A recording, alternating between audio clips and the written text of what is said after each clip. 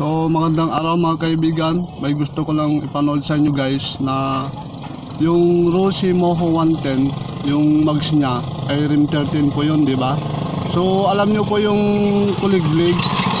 Yung kuliglig, yung sa pangharapan niya ay pwede yung gulong niya doon, nailagay doon sa gulong ng Rossi Moho 110. So ito guys, pang matipirin na gamit ng gulong. Makapal yung gulong kasi na yun guys yung gulong ng kuliglig dun sa pangharapan niya. So papakita ko sa inyo, tignan nyo guys.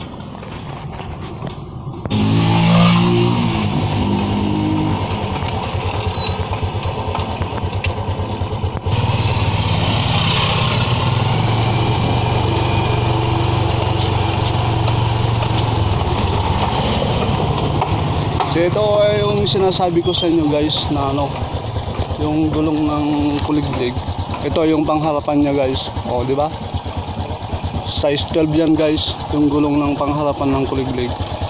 Pwede diyan sa Rossi Moho 110. Ito siya guys.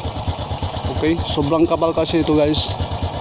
So maganda na gulong. Kung nagtitipid ka ng gulong, maganda siya guys.